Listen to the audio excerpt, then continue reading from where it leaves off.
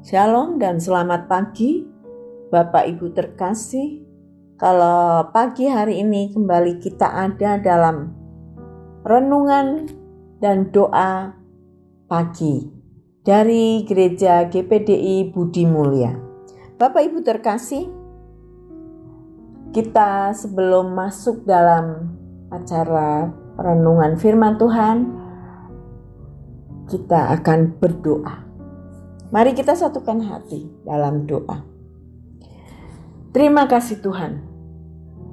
Kembali kami menghampiri Engkau di pagi hari ini.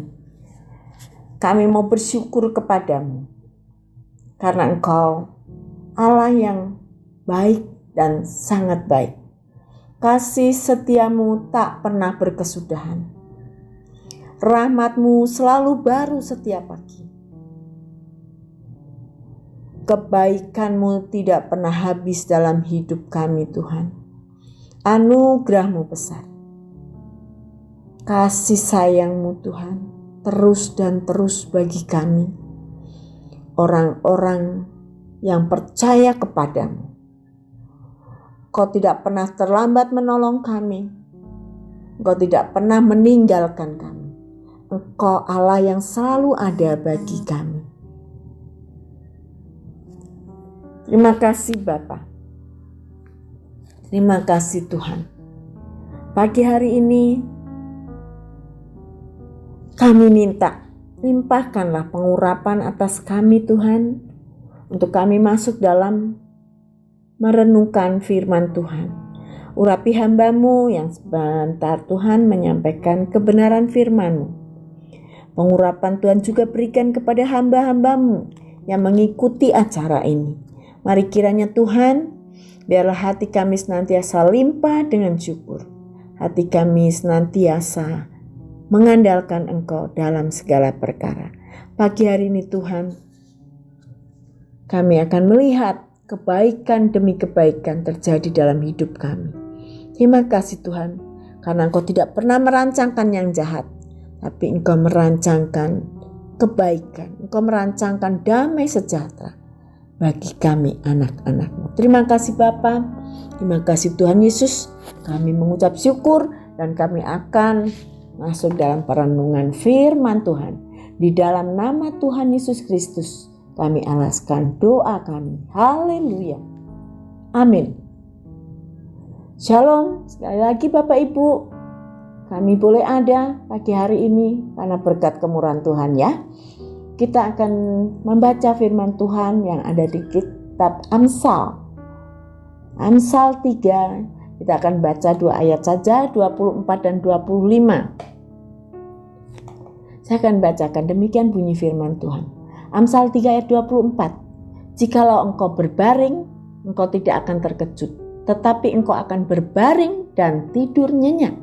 Ayat 25. Janganlah takut kepada kekejutan yang tiba-tiba, atau kepada binasaan orang fasik bila itu datang. Haleluya. Bapak Ibu, di situ firman berkata, jikalau engkau ini siapa?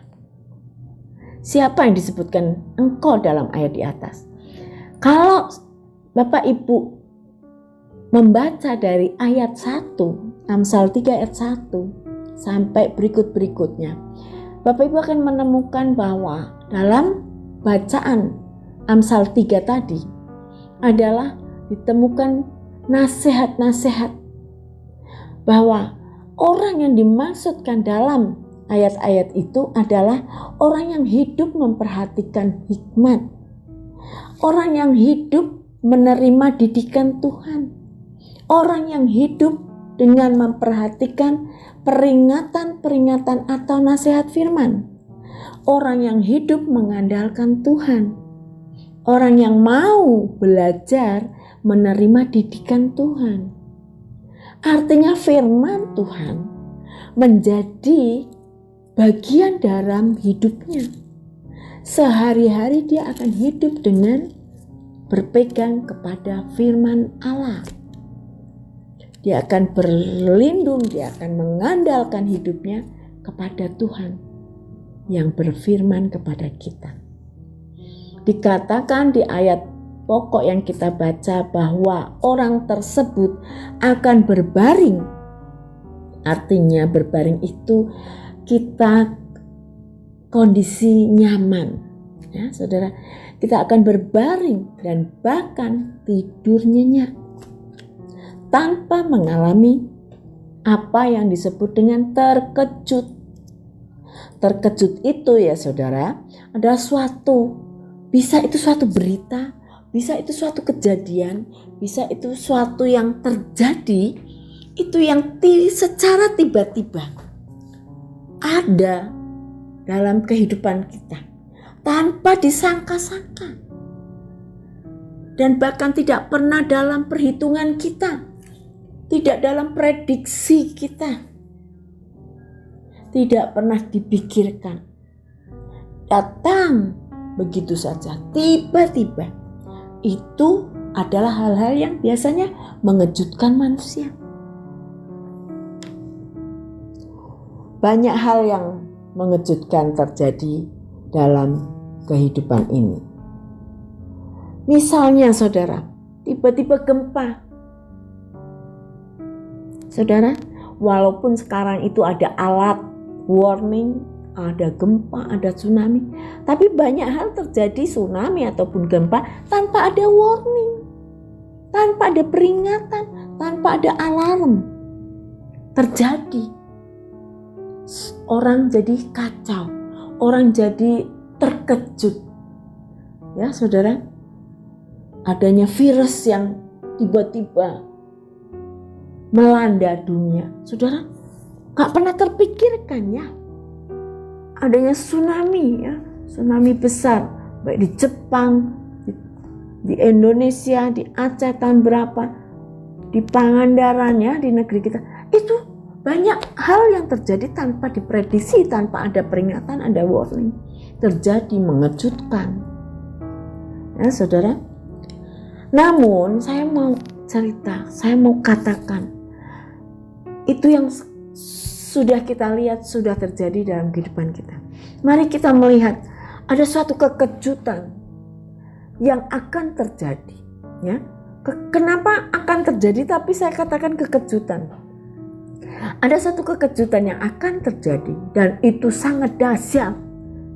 Nah, karena itu ditulis di dalam firman Tuhan, yaitu akan terjadi tentang hari kedatangan Tuhan.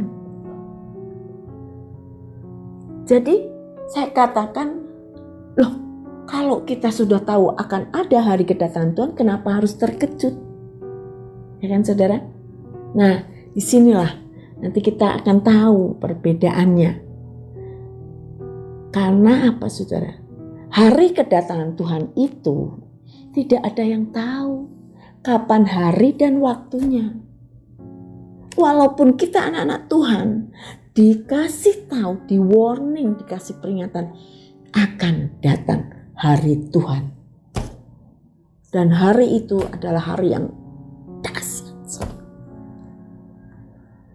Saudara, kenapa masih dikatakan sebagai kekejutan? Tadi saya katakan bahwa Yesus sendiri berkata, aku pun tidak tahu harinya, waktunya, hanya Bapa yang tahu. Dia katakan, kedatanganku seperti pencuri. Saudara, gak ada pencuri yang permisi sama pemilik rumah. Gak ada pencuri yang pamit dulu. Saya mau mencuri, saya mau mengambil barang-barang. Kagak ada saudara. Ya, Wahyu 16 ayat 15 dikatakan, lihatlah, aku datang seperti pencuri. Pencuri datang dengan tiba-tiba. Kalau pencuri itu ngomong dulu, beda lagi ceritanya saudara. Saudara yang punya rumah mungkin akan ringkesin barang-barang saudara, ya kan? Nah, ini saudara, aku akan datang seperti pencuri.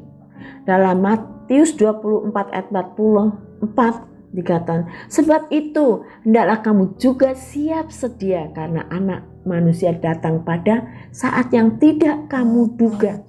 Nah ini saudara, ini perbedaannya. Tuhan akan datang seperti pencuri bagi siapa? Bagi mereka yang di luar sana tidak pernah diberitahu, tidak pernah tahu akan hari kedatangan yang tiba-tiba tadi.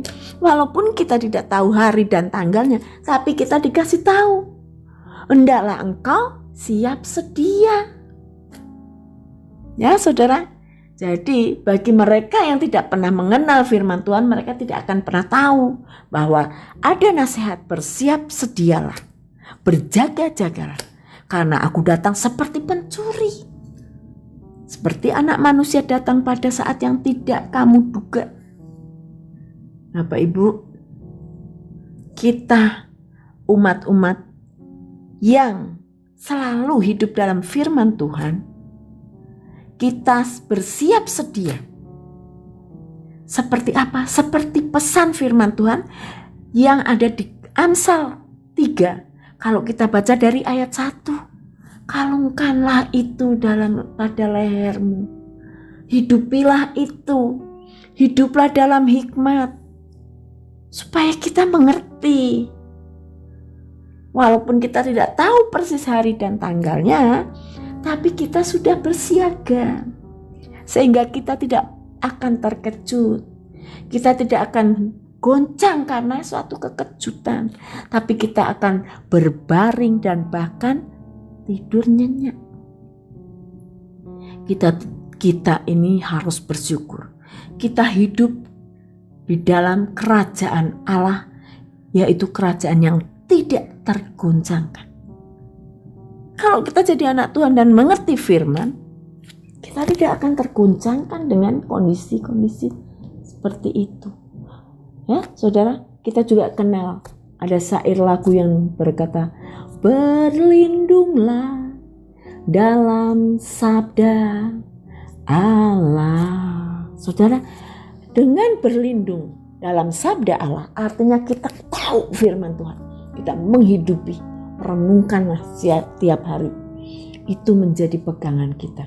Sehingga pada saat ada hari kegoncangan, ada saat hari yang mengejutkan, ada peristiwa yang mengejutkan, kita sudah aman. Kita ada dalam lindungan sabda Allah. Yang mau aman, yang mau berbaring, yang mau tidur nyenyak, hiduplah dengan firman-Nya. Haleluya.